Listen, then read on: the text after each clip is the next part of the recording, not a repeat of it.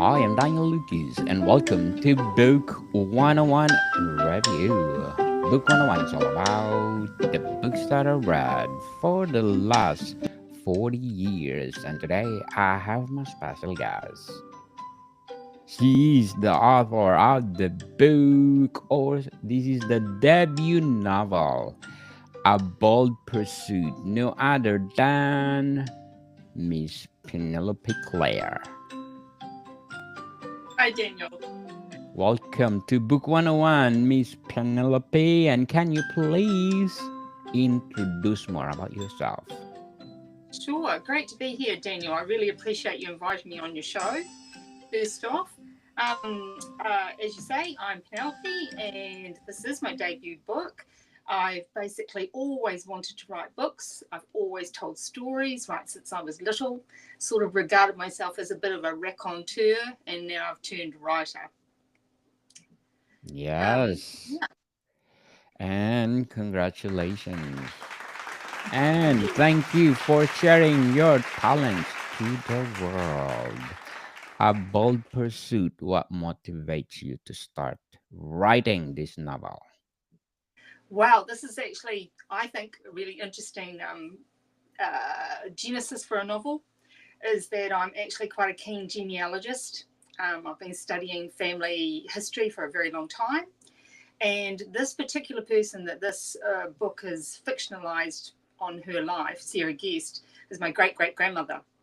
So, where it all started was for many years, we knew that she was born in England, and I knew that she arrived in New Zealand, but we didn't know why, we didn't know how, we didn't know anything about her other than what happened to her in New Zealand. So I used that as a springboard basically, and took a lot of license and created a really cool story for her from Cheshire in England right through. The book follows her career and everything in England, and then she ends up being propelled onto a new journey without it being her choice really, and she ends up on a ship traveling as many of our families around the world. We've experienced that with our families where elders have immigrated to other countries. And so the story actually ends, but she never gets off the boat, the poor woman. She's stuck there for life, you know. So so, she arrives in New Zealand safe and sound, but the story ends at that point. Yeah. so how did you decide the length and structure of A Bold Pursuit? Well, being a debut novelist, there's so many things to learn, and it was luck more than anything that I chose this story to write, because it has a start and it has an end that was predetermined. It goes from March 1879 right through until when she arrived in New Zealand in December 1879. The voyage on the Hermione that she travelled out on is well documented.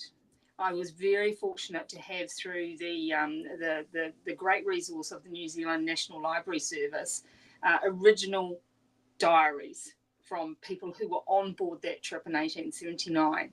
So they gave me a framework, and I sort of I cruised. I didn't have to do anything. I just followed the story, and, and it was Yes. great. It was really good. Follow the story, people. So, what techniques did you use to develop well-rounded characters in A Bold Pursuit? Yeah, I think I was just talking about this with my editor yesterday, and it's definitely a skill for sure. And I'm regarding my writing journey as an apprenticeship, where I'm aiming to improve and get better as we all do in our endeavours. So for me, it started out with the characters that I had the central character of Sarah. She had things that she had to do in order to get from A to B. So she needed people to support that. And she needed certain types of people in order to bring conflict into the story and to bring a romantic element into the story. So that was another good framework. And then from there, I think the key for me was I started to regard not only Sarah one of my principals, but the other principals as real people.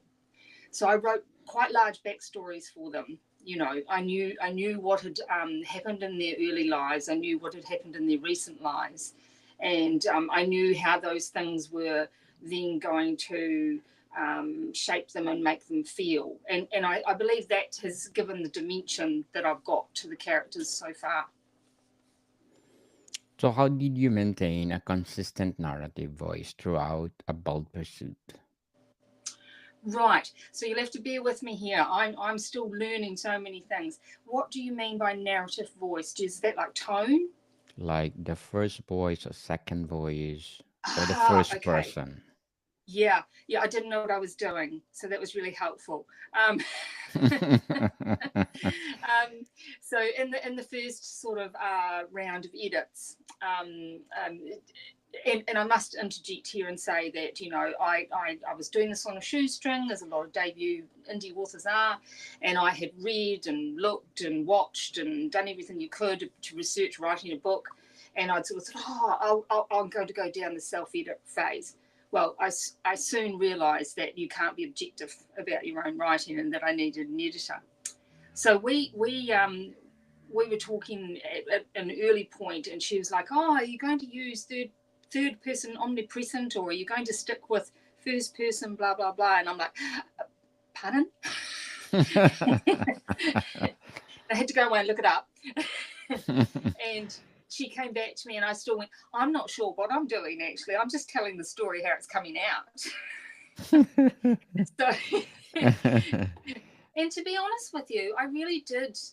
While I gained an understanding of what some of those terms meant, I really did stick to that sort of coming from the heart, coming from the gut, and she taught me how to change the few areas where I was slipping, and how to just tweak them slightly so that it was all staying as Sarah's story, really.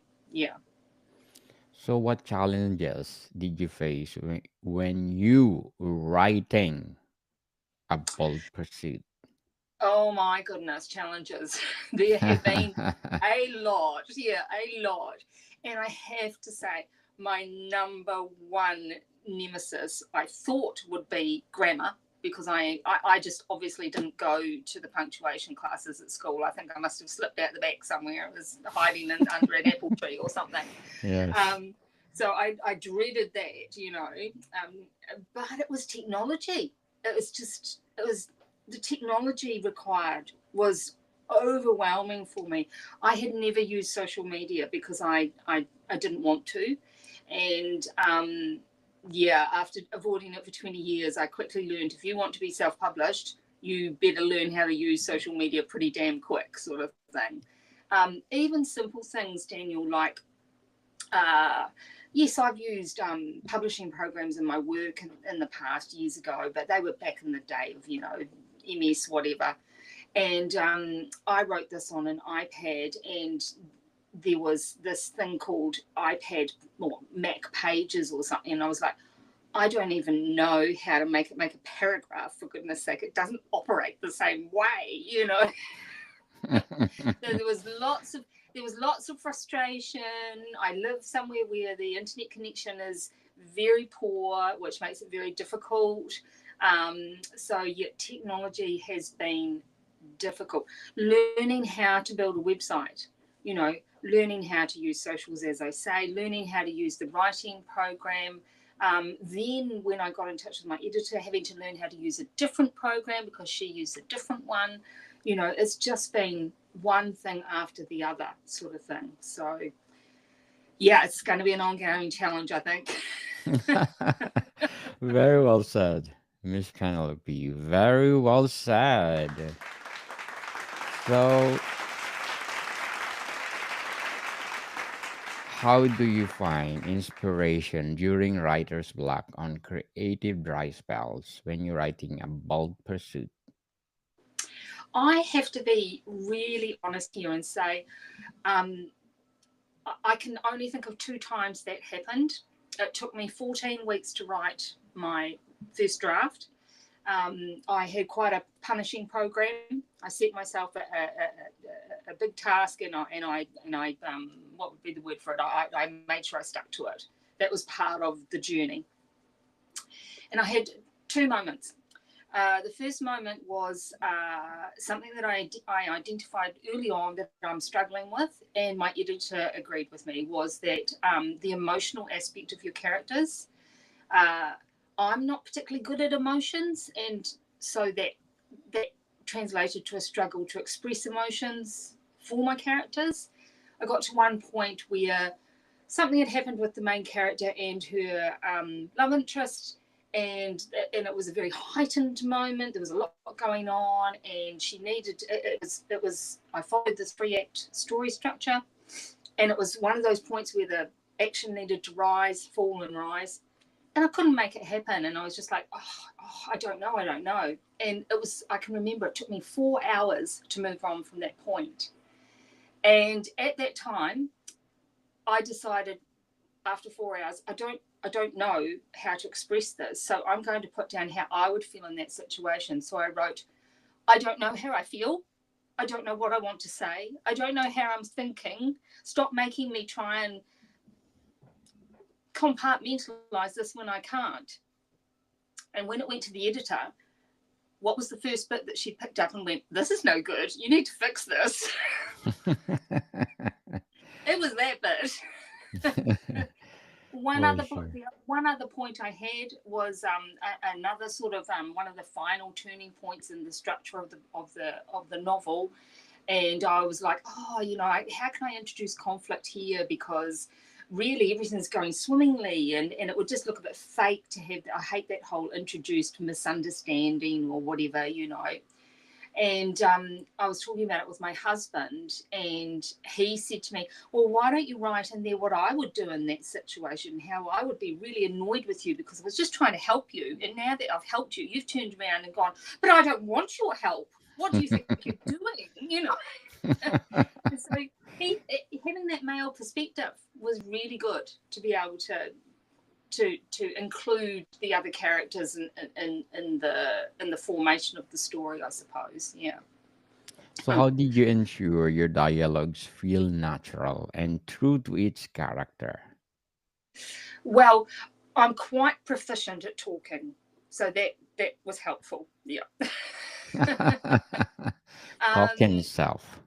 Yes, exactly. So, yeah, the dialogue I found really fun.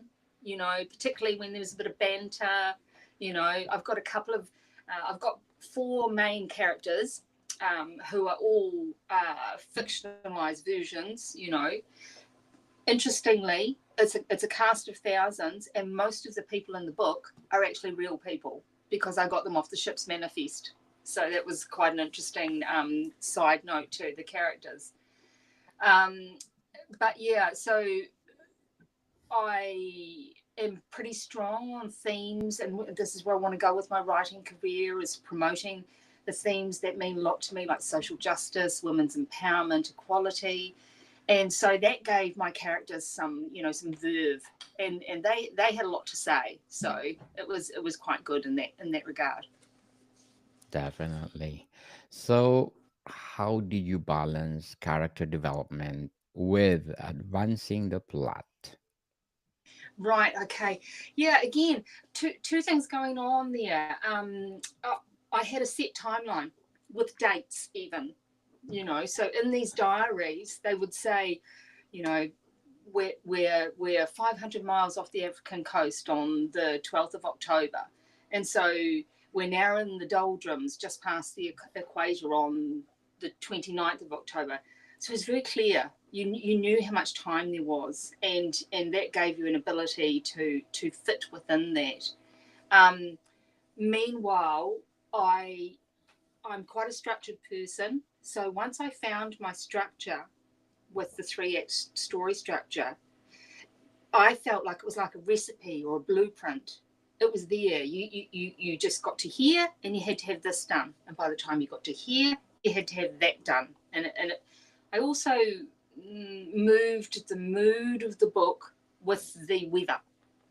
in the journey of the ship as well. So, you know, you had that middle section around the equator area where everything's pretty languid and cruisy and all the rest of it. But then you're getting down into the South Atlantic Ocean and things are tempestuous and turbulent. And yeah, so that was a useful, I'm sure there's a literary phrase for it, but it was useful for me.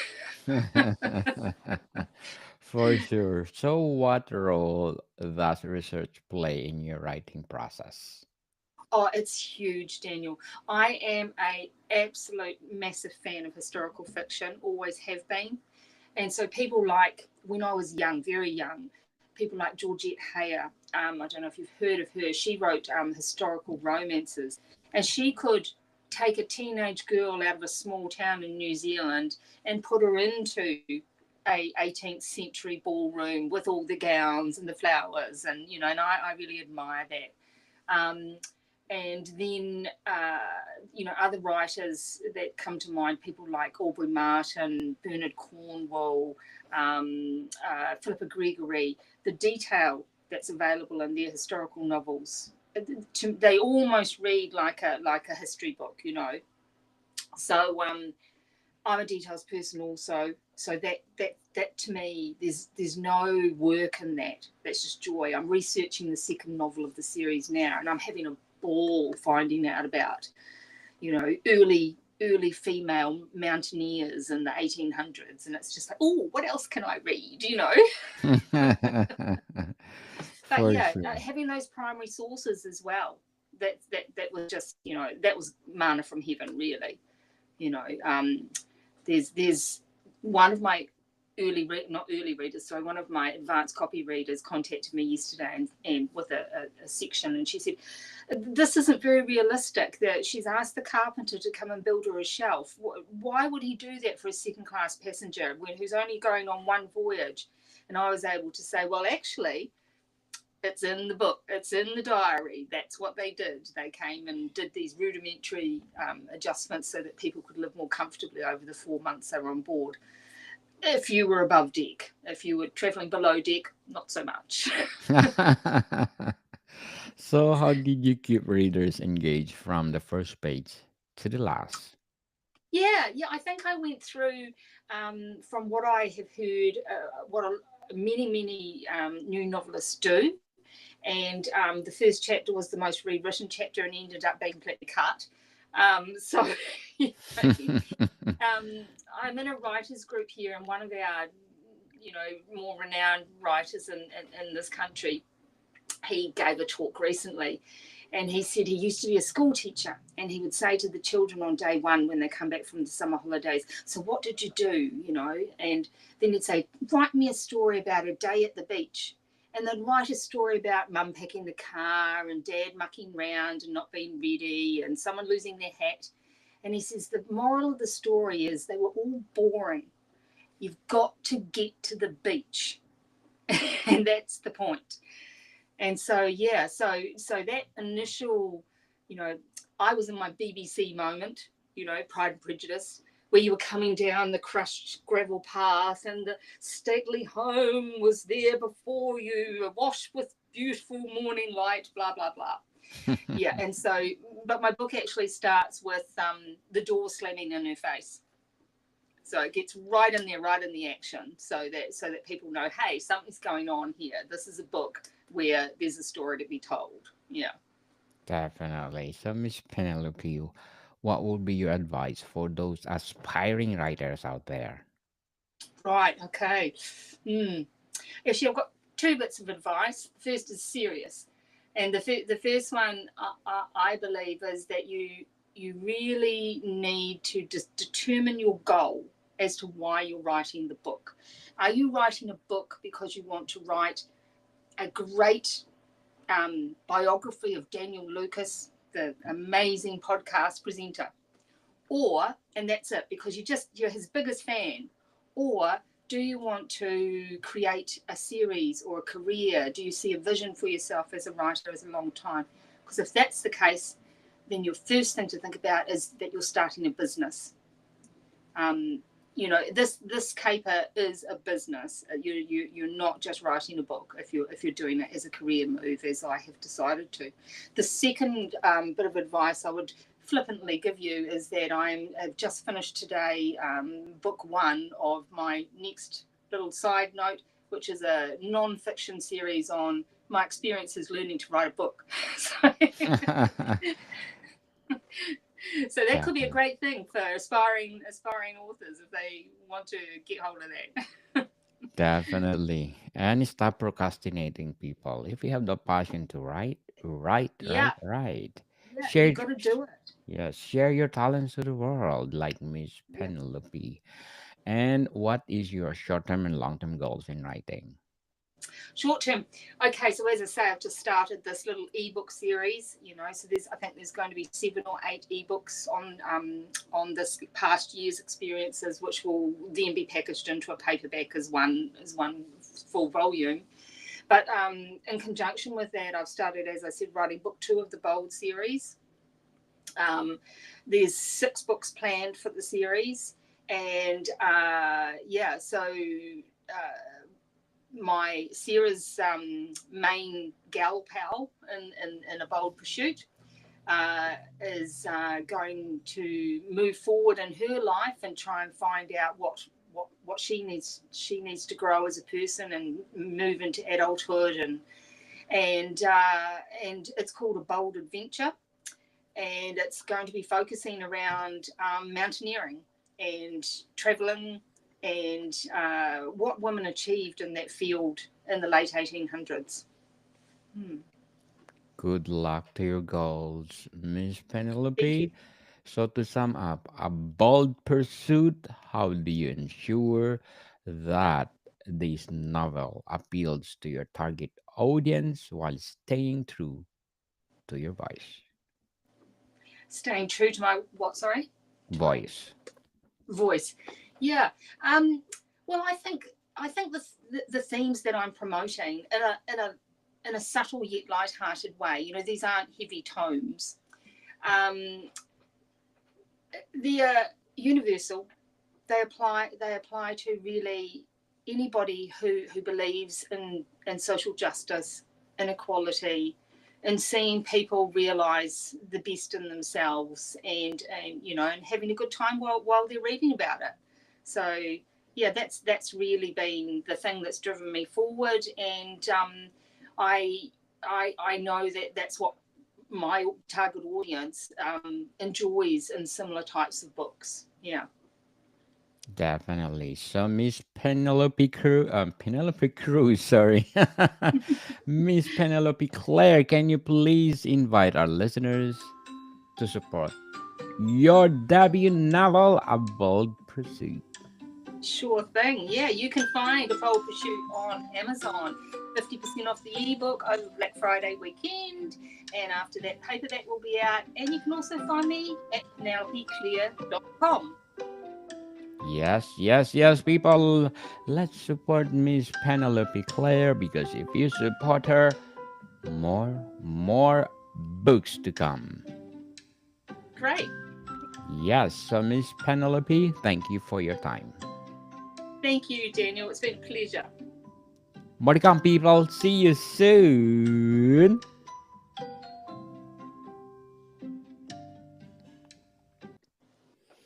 So, Miss Penelope, you are most welcome to come back if you have the follow up for